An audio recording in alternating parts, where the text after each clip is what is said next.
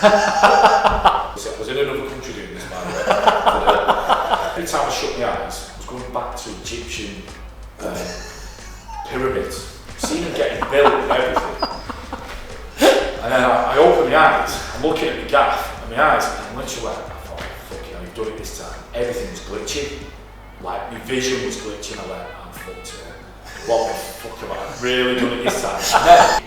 It's controversial, but it's interesting. It's very interesting, and it changed my life massively. And my motivation the next day, I was never been that happy in my life. Literally, better than sex, better than anything I've ever experienced. Just clarity in my mind. Yeah. It was like I'd been reset. As soon as a doctor writes you a script for antidepressants, you're on them for the rest of your life. So that's 20 quid a month, every month, whatever your script is. Yeah. Every month. It's not healing, is it? It's numbing. Thank you. So, and I had this great thing that you've got to get to the root cause. You'll come round, shut your eyes again. Next thing, I'm witnessing the birth of an egg from, it's mad where you go, prehistoric times. There's always that something that's in your mind that's taking you there. So one of them, I shut my eyes and I ended up on a pirate ship. Right. And this is a mad thing, and we'll never know this. I don't think we'll ever know this. So the question I ask myself is it in my genetic pool? Was I a pirate fisherman 2,000 years ago? Or is it in my subconscious through watching Pirates of the Caribbean? So, but we'll never know this. No. Welcome back to the Real People Podcast. We're back again, we said we would be. Back, episode 2 of series 2. Series 2, yeah. We're getting closer to the 20. Yeah. We've got a special guest on today. Yes. Fash. Welcome. Thanks for having me. I was going to try and get on a series 1, but we thought we'd save it till we had our proper production all the gear, no idea. So Fash, a little bit about your business now, what are you doing? Yeah, at the minute, we've got quite a few businesses. The main business is a booze wholesaler. Yeah. We've got pubs, off licenses, commercial property. The main business at the minute is retail, so that's we've got our websites, delivery to the end user, so if you order off Amazon, potentially it could come off us. We've got 7 or 8 vans delivering to the northwest, beer kegs and stuff like that. Yeah. And you've got me doing the high volume trading stuff to so we sell to our competition, if you like, which is good. So we cover all aspects of the booze game really. So we established in 2006. After graduating with business partners, my brother, he's got a media degree, so he does all like the media side of things. I do the literally buying and selling and the trading. So it's a real good mix, 2 different, like chalk and cheese really, the way we approach things. He holds me back for good reason in many respects. So I like flying, literally. And it works, and we've got a really good, solid business, like I say, established nearly 20 years, and it started through having a pub after I had a graduate job at BOC Gases, and I went for a promotion, and I was literally holding my pisses in, not to excuse the language, but to get the best call stats. I was in a call centre environment, and then 6 months in, job came in, 2 grades higher. I went to my boss and said, I'd like to apply for this. He said, if you go for this job, you'll get it, but I need you on the team. So I went home and thought about it and went, well, you know what, I'll respect you by not going for it, but there's my resignation because you're holding me back. Went home, told my mum and dad. At the time she was crying, she was upset, the boss, because she didn't want to lose me. Since then, I've been told I was earmarked for director level because of the performance levels on the phones and stuff like that. And I think that's why she was upset, to be fair. She was told to sort of look after me. Don't know how true this is, this is what I've been told since. Then went home, told Mum and Dad. Mum and Dad didn't speak to me for 3 weeks. it was horrible. And then a guy rang me, he said, I'm looking to sell my pub. It's doing 500 quid a week, it's doing nothing. Luckily at the time, we was on ITV. We was paid to go out and pull women. It was one of the very first reality programmes, right? We got 50 quid. What was it called? It was called 5 Go Mad. It was on ITV at 10 o'clock. I'm going to find it. Yeah, I couldn't believe it. So it was 2003, going back to 2003. So at the time, me and my brother we've just took this pub on, it was doing crap, it was doing 500 quid a week, and we'd gone to school in half a mile away, so we knew everyone, and we were on TV. So we literally put Sky Sports in the pub, turned it into a sports bar, on TV, so we were showcasing the TV show in the pub. We turned 500 quid a week pub to £5 a week. Bloody hell. Then bought a business, bought the building. Yeah. The business was flying, we've got some great memories from, it was called a wine bar at the time. And then obviously we weren't open. At the same time, I was a DJ, I was DJing, and at the same time, Monday to Thursday, we were twiddling our thumbs a little. Still lucky to have good parents, because they was, so our cops, if you like, our overheads were nice and low, because we had no other commitments other than living at home and running the business. Yeah. How old were you at this point then? When you? So I just graduated, I'd done 6 months at BOC, I'd be about 22. Yeah, that's young to be running. Yeah. And what about your brother? Is he? Yeah, so he's younger than me, so 2 years. So he just, so looking back, I think I was about 23. So I'd done probably 6 to 12 months out of graduation. Our kid was fresh out of graduation, so he was like 21. Yeah. And then we went into this, Monday to Thursday, twiddling our thumbs, and then I met Neil Hall. He came into the wine bar and said, listen, I'll sell you beer cheaper than anybody else. So I just thought, let's test it out. Did a price list off, at the time it's Carlsberg UK's prices, so he just gave me really good prices. I then I used Booker, who was the wholesaler at the time, as the benchmark, undercut them by pennies, and literally whacked a price list out to the local pubs in the vicinity. So, I can serve you spirits. It was called 247 Spirits at the time. We did that for the first month, banged the price list out, did £1,000, then did 20, then did 100. So it was literally the cellar in the wine bar was full of Jack Daniels. Yeah. I was playing football. I remember locking up at the wine bar sort of 1, 2 in the morning. Going playing football, going doing deliveries in the morning, going playing football, then delivering in a Kangoo van that was literally pointing to the stars all the way, delivering kegs in the local vicinity as well as all the spirits. Then obviously we had to go and get a depot, and that's when it got serious. Got a forklift. We outgrew the depot within 6 months, and again we were just using our hard work ethic and common sense really, and using that. And then using that buying power with the... Correct. Yeah. So the good thing is, because we weren't taking wages out of the business, we were regurgitating the profits, which enables a sharp growth pattern. So, yeah, I think that'll be something interesting to get into later from what we talked about in the last episode, about what drives people going forward as well. We'd like to take a moment to say a special thank you to the Village Hotel in Knowsley for hosting today's podcast. If you'd like to play host to a future episode of the Real People podcast, then please drop us a message and get in touch. So take us back then, Fash. We've always do this with our guests. So you as a child, what was your childhood like? What was you like? What's your circle of friends like? Very mixed. Grew up next to a council estate, very grounded.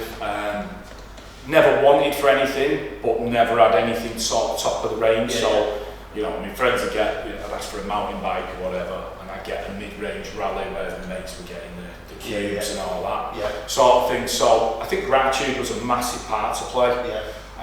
So I weren't allowed to go to the chippy. My mum would cook, she'd say, it's £5 a pound. So my mum was a nurse, very hard working. My dad was an electrical engineer. I worked at the coal board initially. So very working class. So I think that had a massive part to play. With a view to like socially, I mean football was a massive part for me. So I played football every evening. So as I got into business, this is a true story. So I wanted to be a PE teacher. So because I was athletic, etc. Went into the A-level sports studies with computing, and I just did my binary. It was all binary, it was all ones and zeros. I went, fuck this. Walked out, met this other guy, Phil Allen, a good mate of mine still, and he went, I'll try business studies. Went into business studies, never looked back.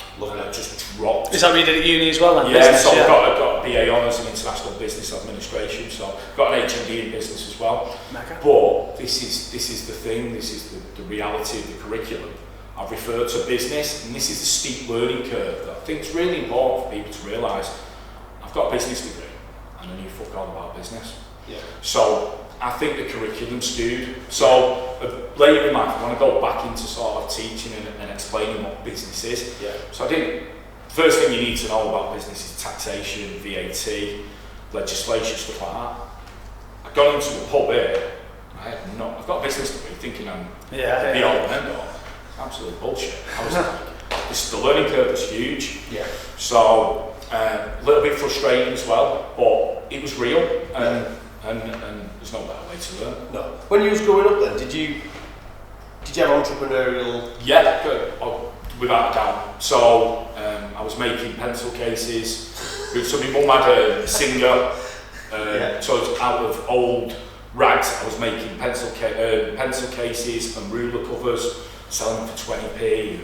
I was doing it for charity at the time. Right, okay. So yeah, it's just always had that entrepreneurial side of things, Yeah. wheeling, dealing on the streets, very streetwise, as you can imagine, coming from quite a low social class. Yeah. You know what I mean? So you had to be streetwise, and I think if you take that into business, that really helps. Yeah. The frustrating thing for me, talking about society at the minute, a lot of kids are literally shielded. Yeah. Because they see stuff on social media and stuff like that. We didn't have the social media. So I was out there brook jumping, bottle digging, women, booze, cannabis, do you know what I mean? It was out there in the domain. There was no shielding. So again, the learning curve was there, higher, whereas I got it all out of the way, got it all out of my system. So I could really hold me on, whereas I do believe now society's shielding people a lot. There's almost two extremes where they're either mollycoddled too much. We've had this conversation before. Yeah, we just spoke about that kids are not being exposed to failure and stuff where you've gone through, where you said you've gone and tried stuff and it's not worked, whatever it might be as a kid. That's what's made you the person you are. Without doubt. So it's a great analogy. If you look at the closest thing we've got to Paul Gascoigne's Jack Grealish, it's a sorry state of affairs. And the reality of that, for me, is easy parenting is giving them an iPad. Whereas we didn't have that. It was kick-ups, Wally, Kirby, Tig. We were constantly kicking the ball around in the morning, at dinner. That doesn't happen anymore. So the ability level, so I've noticed that I'm still playing football as it is, and play for the vets, and our vets is more competitive than me playing for our second team or open age. There's more fights because of the culture. I think it's a bit off tangent that, but I noticed that when I was playing rugby, when social media first reared its head, that it changed the changing room at the rugby club.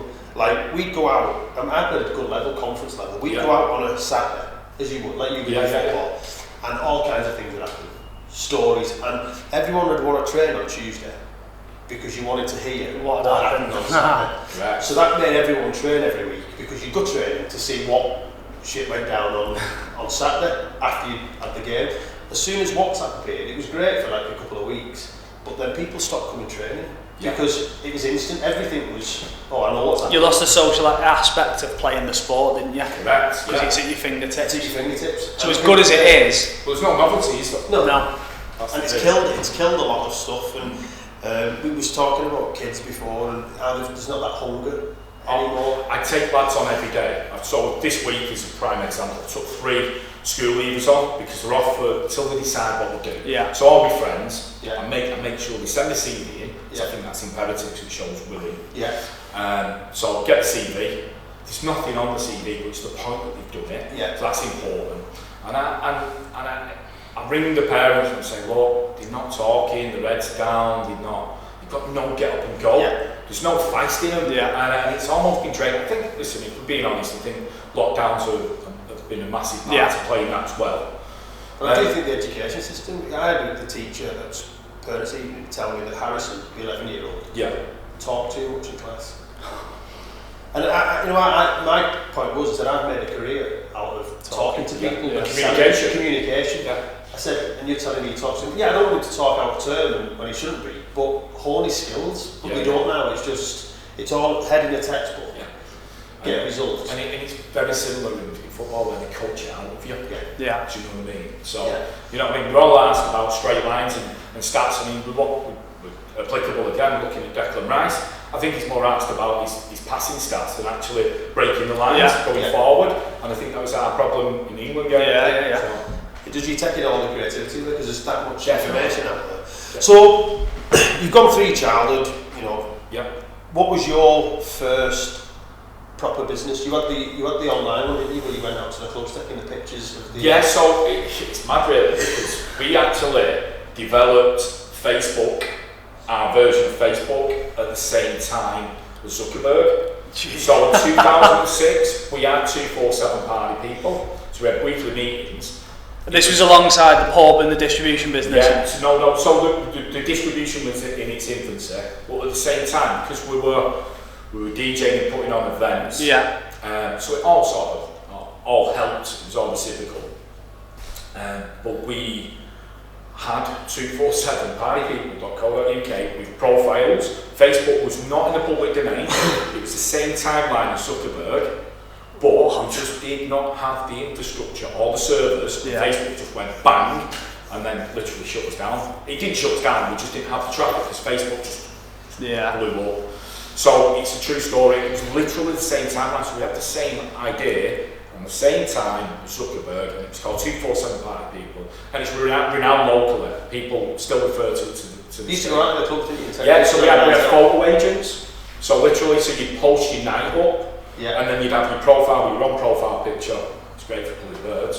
And access to them. You just go through and be like, that one. So I suppose it's like poking on Facebook. You know, I had direct access to all the profiles. Don't know how legal that was. Disclaimer. But it's a true story. That so we had the same algorithm as Facebook at the same time, but obviously we had investment. We were just trotting along with it in the background, but it was successful. We had something like 10,000 members. You know, bloody hell. It's great. Because people used to go on that, didn't they, after a night out? Do you remember? Yeah, I remember. It's great. 247 Party. We used to have all the nice pictures. We used to put all the watermarks. I still see pictures now posted on Facebook with our watermark on it. We're going back 20 odd years. Wow, mega. When I started going out, it was a thing then. So I had photo agents. They're all voluntary, and they all got in VIP in all the clubs, and then they cover nightclubs. So they go round to say. What, and the nightclubs would pay you? No, they wouldn't pay us. They just let them in free. Right. And give them a little bit of PR type. Just saying, you've got free reign. Go around taking pictures, and we'd have like check out 247 Party People, and on Monday, just everyone was logging in. That's mega. That's so we had a forum where people talking about the events and everything. And it was great. Obviously, Facebook just went special. It's mad because we literally had the same. If you look at 247 Party People without seeing Facebook, you would just go, "Wow, this is Facebook." True story. Crazy, that, isn't it? When did MySpace come into it? Was that? I think MySpace was before, wasn't it? I think it was similar sort of time. It was very band orientated. I think. MySpace. Well, Facebook was very much for you had to be a uni student, didn't you, initially to get on Facebook? You had to have a uni email address to get on it, and then you opened it up for everybody else after that. Because I remember watching the film. You had to have a uni email. It was exclusive for uni students.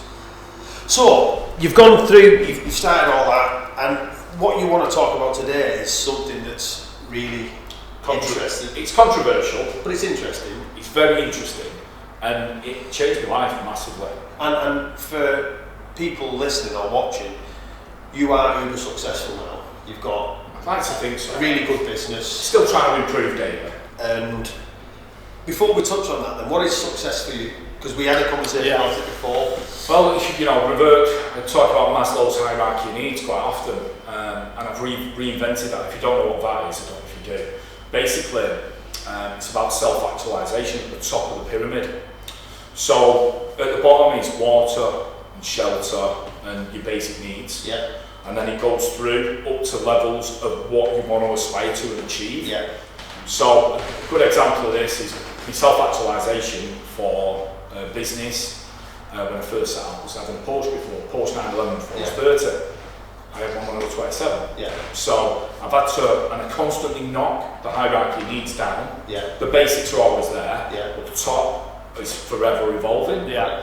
So to keep you pushing on to that next level. Definitely, it's about aspiration. You've got to be passionate. This podcast is brought to you in collaboration with Real 5 Networking. Real 5 Networking helps maximise your profits by opening new revenue streams, creating new business opportunities, and giving you the chance to work with like-minded, forward-thinking individuals in a refreshing, no-nonsense business group. Find out more about upcoming events at real5networking.com. Because it was interesting, we had the conversation that, and we've had different types of guests on, and success is different for different kinds of people. Yeah, yeah. I've got 3 kids. Yeah. Success for me is probably having all the stuff at the bottom, but being able to see them grow up, especially for the next 10 years.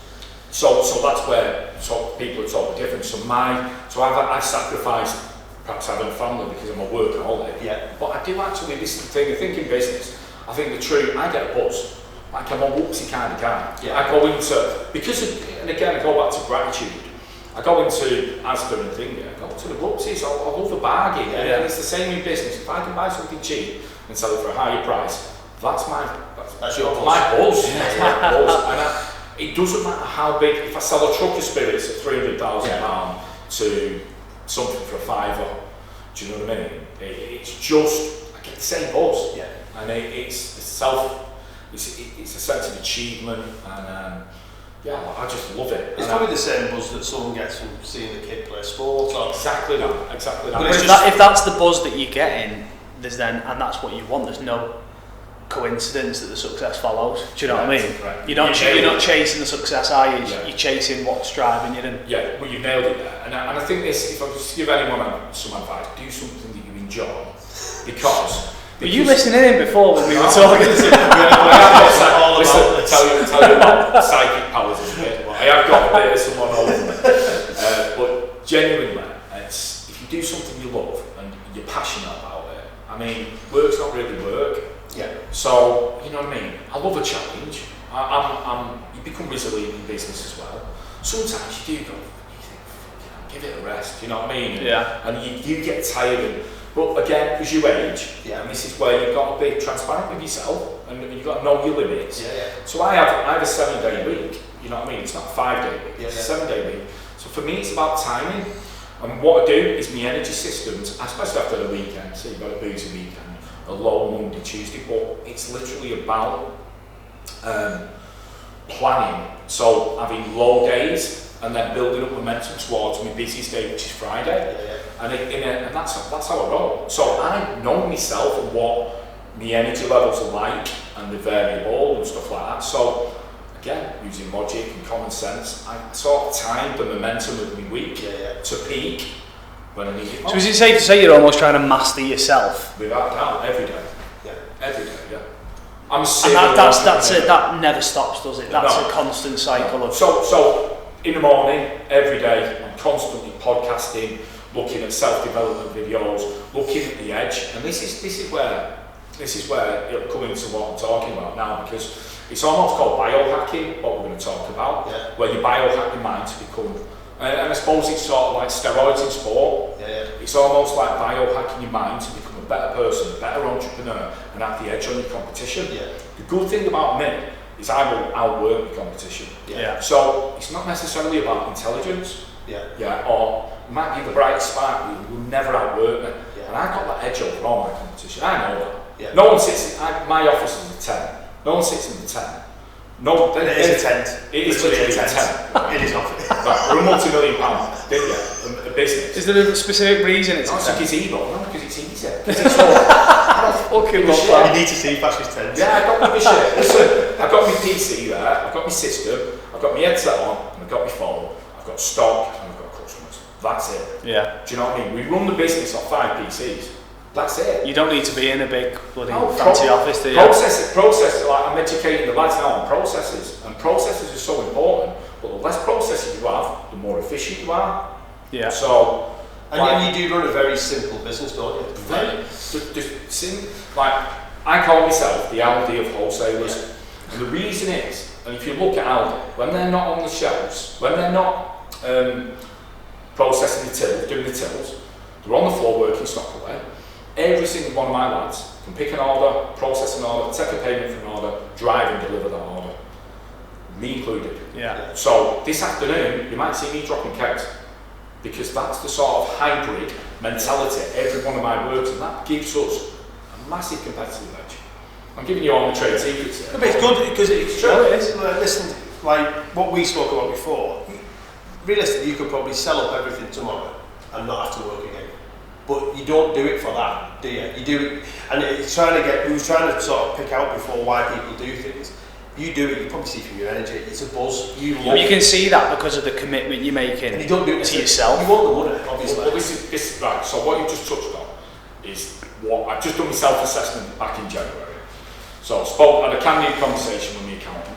He said, look, because of our commercial properties and our yielding, because we've got 20 odd commercial properties, yielding decent revenue. He said, look, for tax reasons you need to come off your payroll. So I'm literally voluntary in my own company. Yeah. And that's true. So I'm not on my own payroll. Yeah. So I say to the lads, and I use it again, without a doubt, I said, listen, I'm doing this to keep you guys employed and to have a successful company to be part of. So again, it's mindset. Mindset's so important. Yeah, massive. We spoke about that before. Yeah. So touch on now what you wanted to talk about, and where you was 4 years ago, and what changed, and what you. Yeah. So I think when we approached each other regarding the podcast, I just said, look, I've done these podcasts before about business and being successful and stuff like that, and I just thought, look, let's do something a little bit controversial, and something that had a massive impact in my life. In lockdown, and it literally has changed my life for the better. Yeah. Made me a better entrepreneur, and we need a disclaimer if you can put a disclaimer in there. It's psychedelics, and my journey before psychedelics, and with psychedelics, and how it's changed massively. I'm a totally different person to what I was 5 years ago. Yeah. Do you know what I mean? Ego, everything. So. If you want to start. Yeah. So what was you like then 5 years ago, and what triggered you to make this change potentially? It all happened by chance.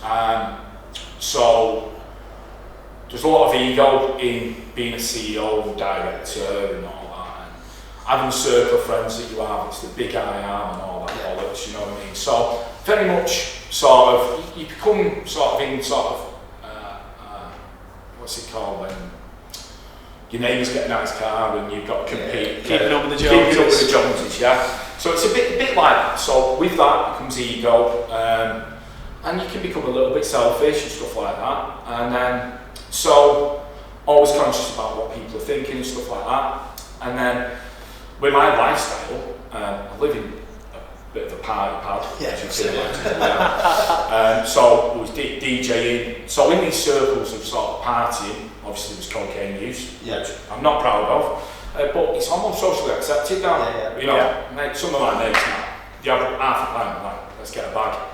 And again, disclaimer on this, it's all illegal, so I'm not condoning it, but I'm just being straight up with you. So cocaine was in my life, you know, so not only did that had a detriment to my business because of the come down and stuff like that, energy levels become low. But it's a massive problem in society. It really is. You know what I mean? If you affiliate with a football club, which I know you are, you see empty bags on the stands and everything. It's a disgrace. I think it's more popular now than it's ever been, though. Yes. Do you know what I mean? Like kids don't go out when they're 18 and get bladdered anymore. They go out and get on drugs. Yeah. So I was in them circles partying, and then we was doing a lockdown DJ party at my gaff, live on Facebook.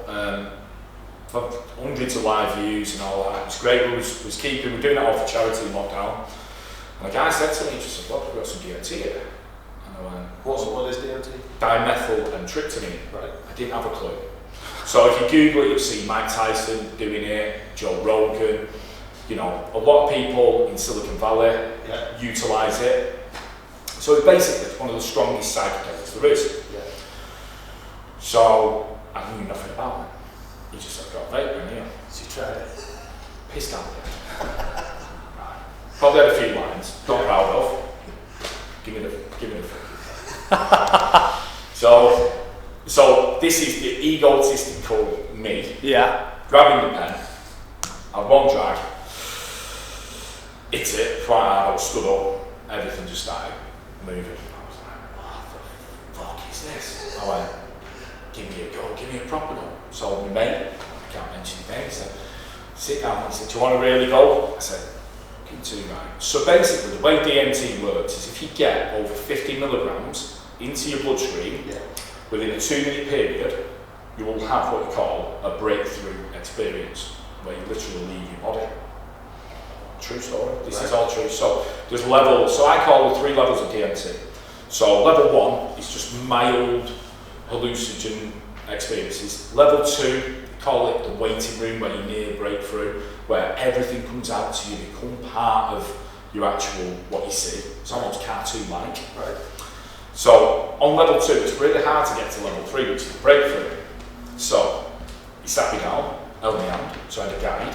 He was experienced in it. Yeah. He said, hit it as hard as you can. Sat there, hit the pen, held it in. I blew smoke out. I said, no, if you can see smoke, saturate your lungs, suck it back in, blew out. Second hit, held it in. And then at this point, because it's so strong, mate, it's not for the faint-hearted, and it's so potent, it's the strongest psychedelic you can have. Right. Drop the pen, because you debilitate, you see like, so I'm like panned out, like, wow, it's like nearly over the line. Grabbed my hand, grabbed the pen and said, come on, Fash, dig it. One last hit. So This is your first time doing it? First time ever. So I've gone, and literally that's it. Can't remember anything, just KO'd.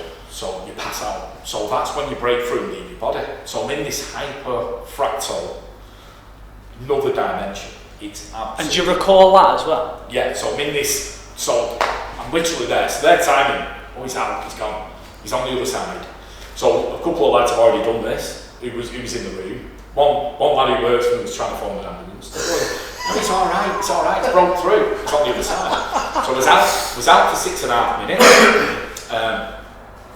Literally, and I was in this amazing, so hard, it's like dream world. You can't really remember, but you can. So I woke up crying.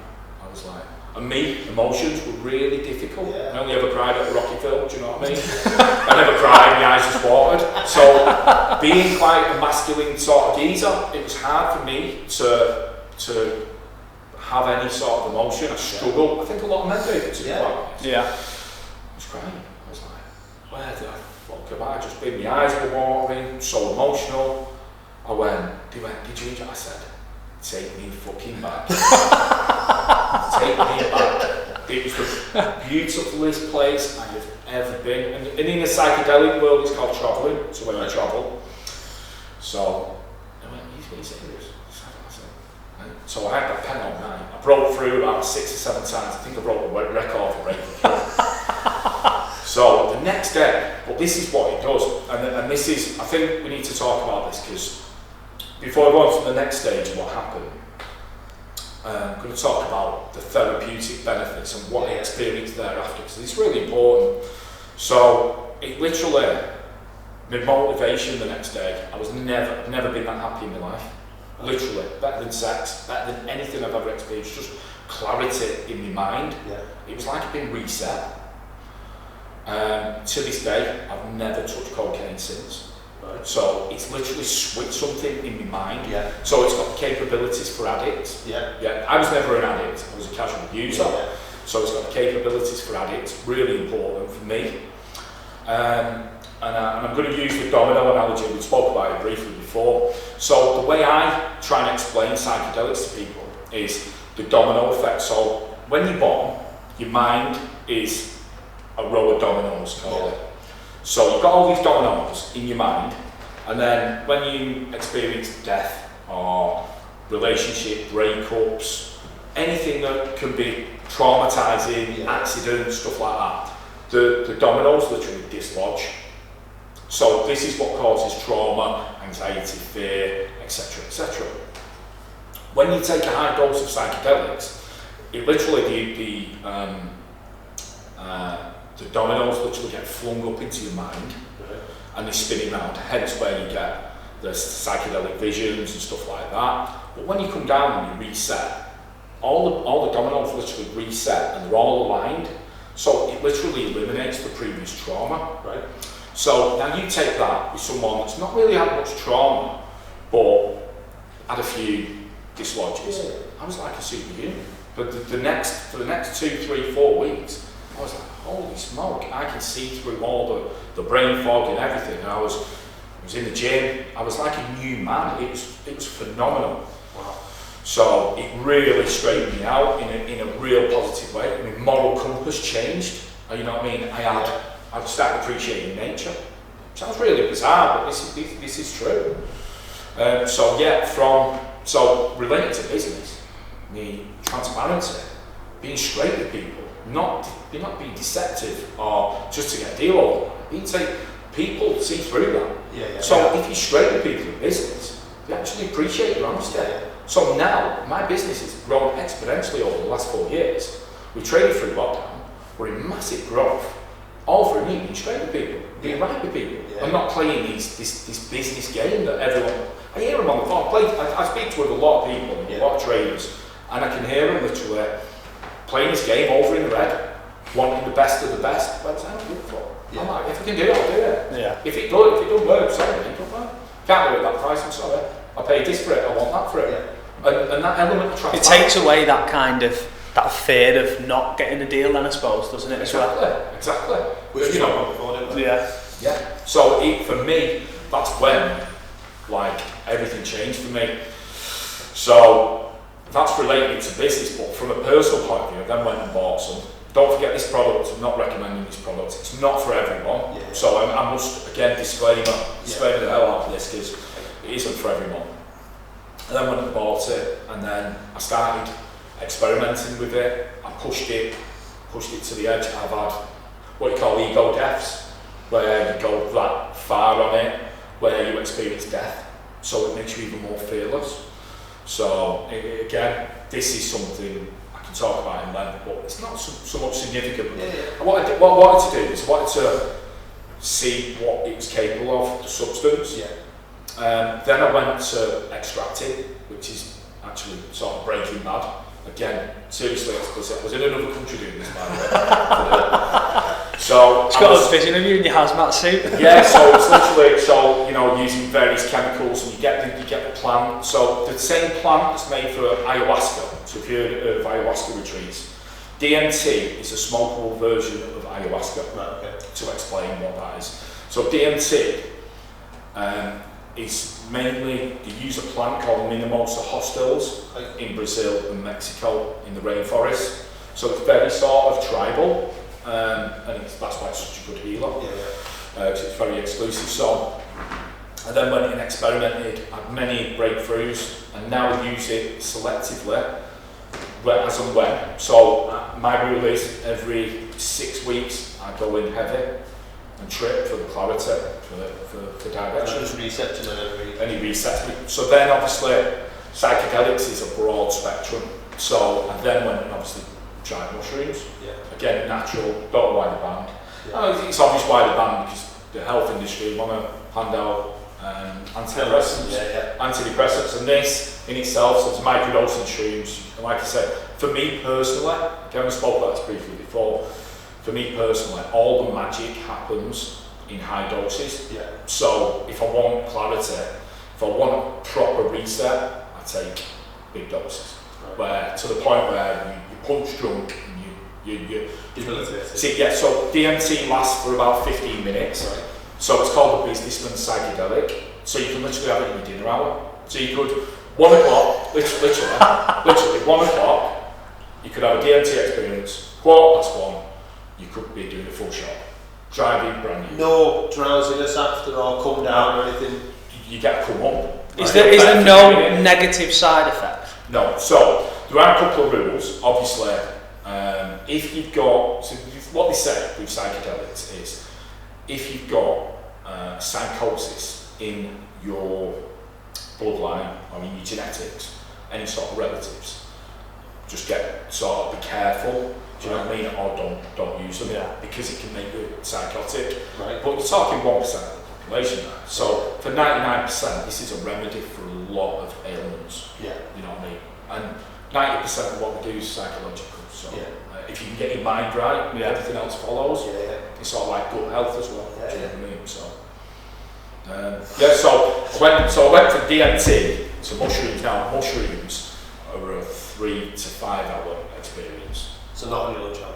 Definitely not on your lunch hour. So my rule for mushrooms is all emails dealt with, phone off, lemon tech, which is where you make citric acid.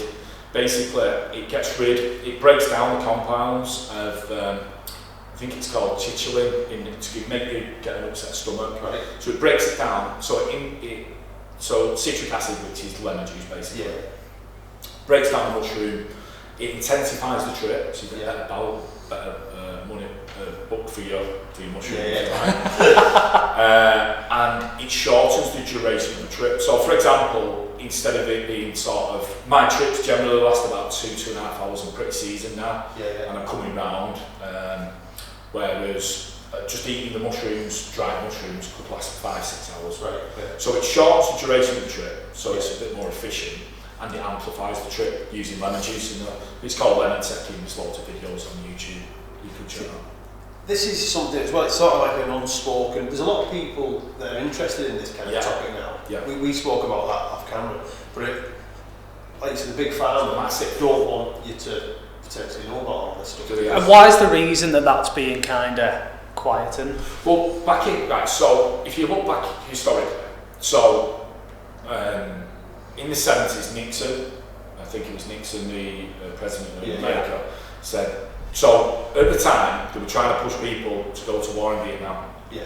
Everyone was taking LSD, magic mushrooms, stuff like that, and it was love, peace, unity. And they couldn't get people to fight because it brings out the happy side of people. The good in people. Exactly that. So they were struggling to get people, so they condemned it, saying you jump out of windows and stuff. It's the last thing unless you're on, like I said, unless you've got that DNA of psychosis, you're not going to be jumping out of windows. No. It's actually the contrary. It's the opposite. So they scaremongered everyone. Right. So for sort of a 30-40 year period, it's not really been tested.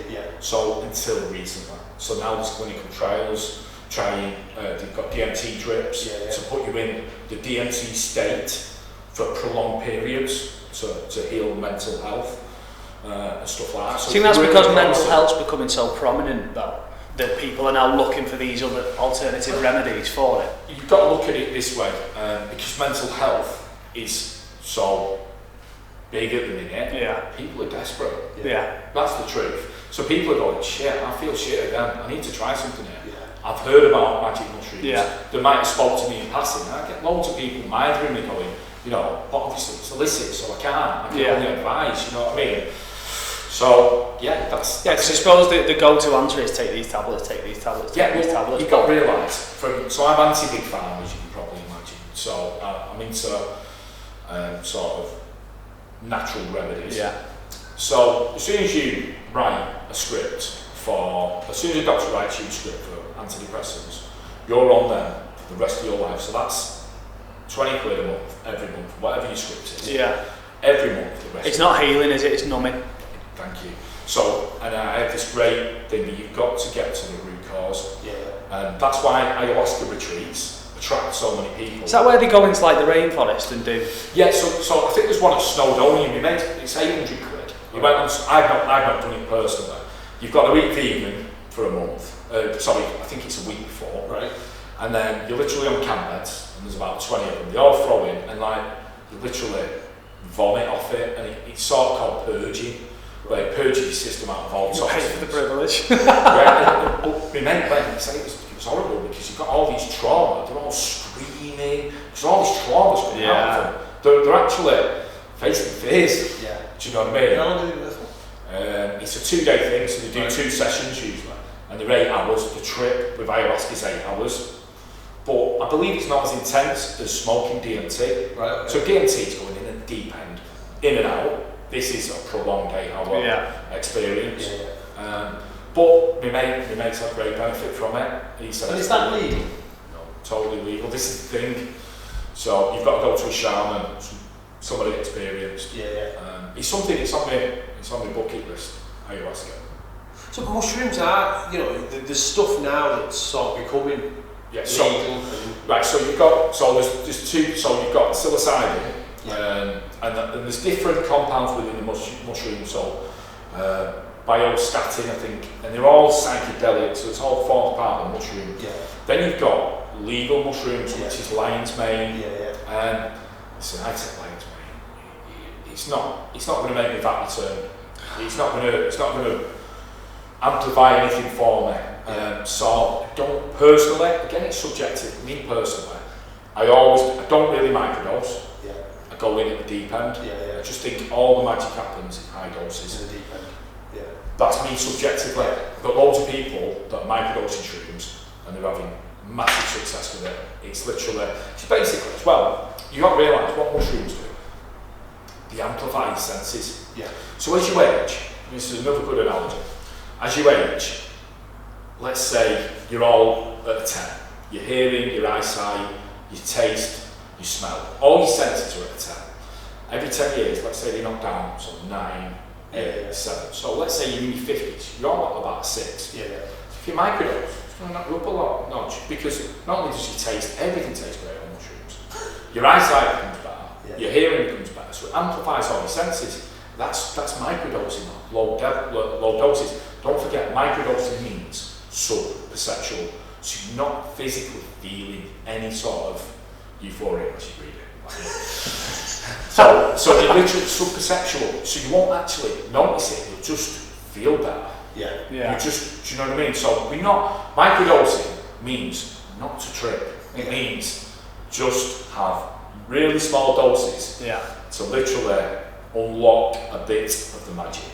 And I know you've not had any sort of thinking, but because you've gone on another level, but microdosing, like lion's mane and stuff, people are finding it has some benefits, aren't they? Without doubt. So lion's mane, for me, I like feeling stuff, you know what I mean? Yeah. I'm old school.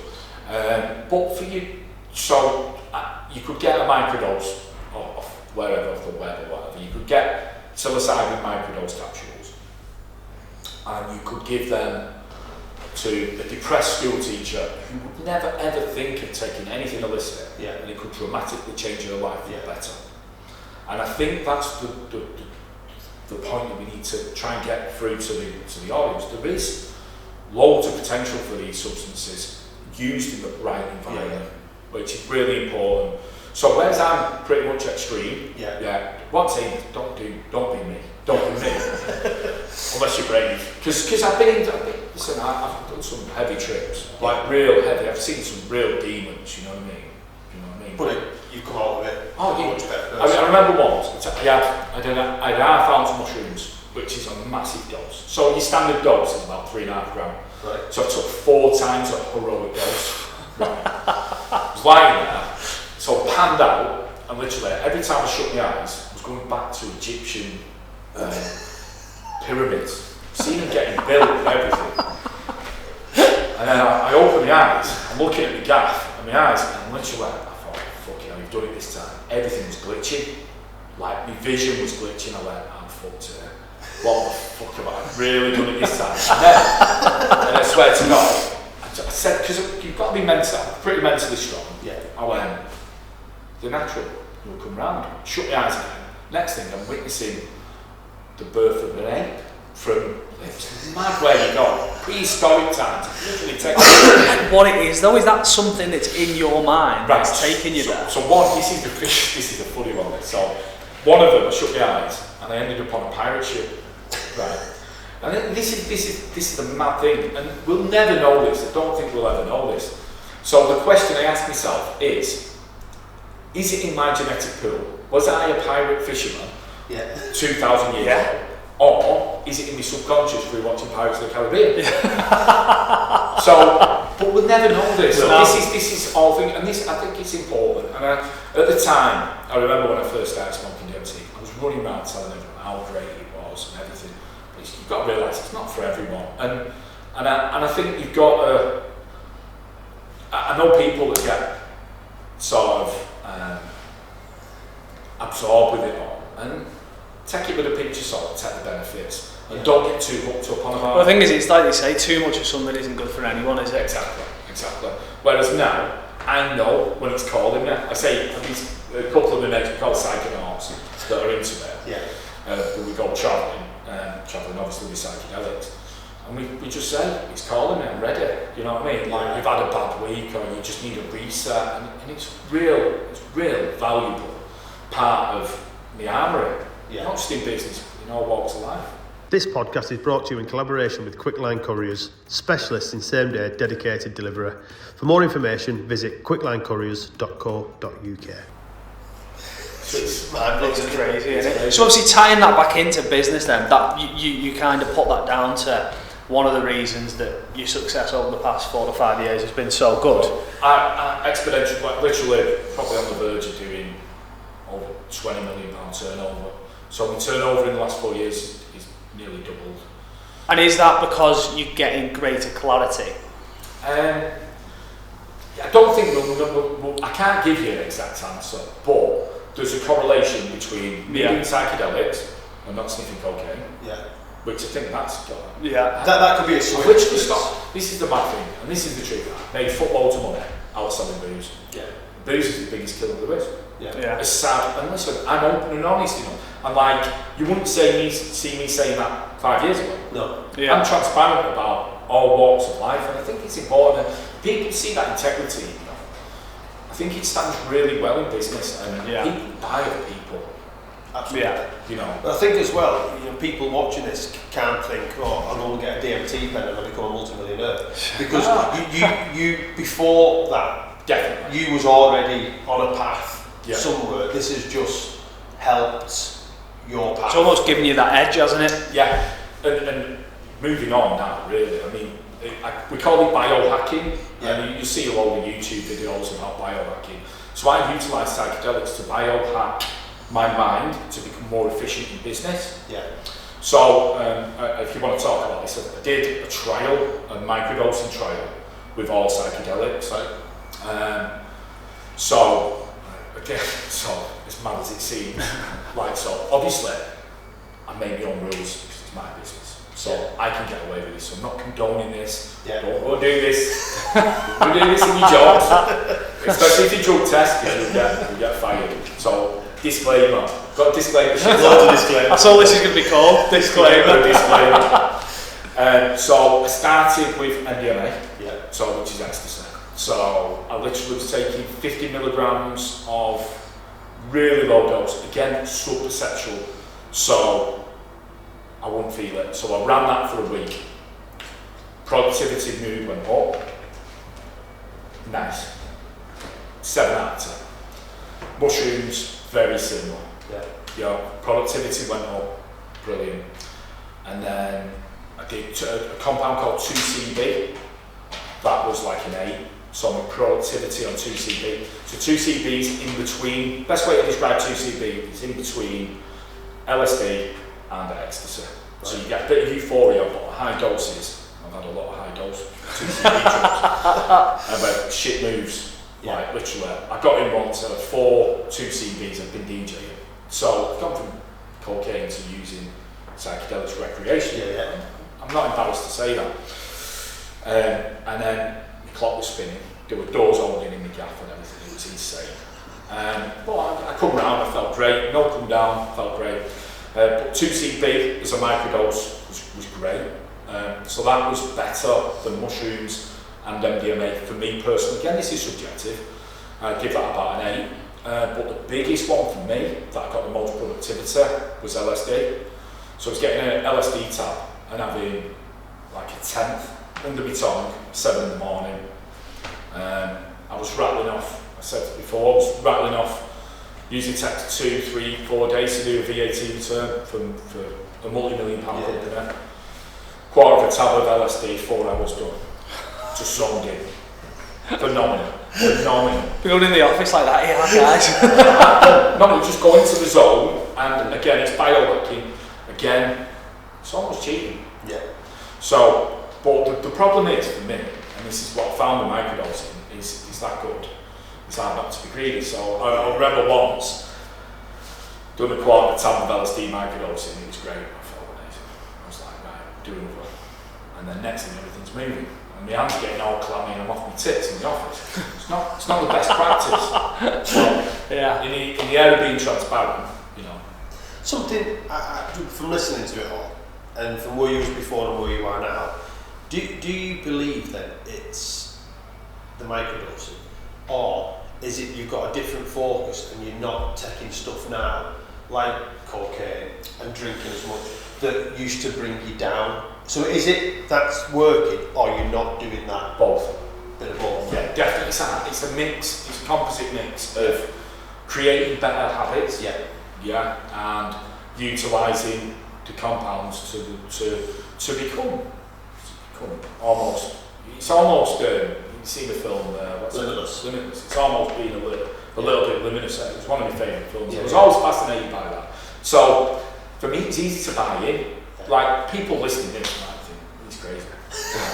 Listen, I can tell you some trips. Some of the trips I've been on are fucking insane. Some of the places I've been.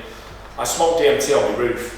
And don't forget, it's totally safe because you can't move. Yeah. And I had a tour of the solar system with the stars. And people will listen to that, unless you've experienced it, they'll listen and laugh and go, this guy's fucking insane.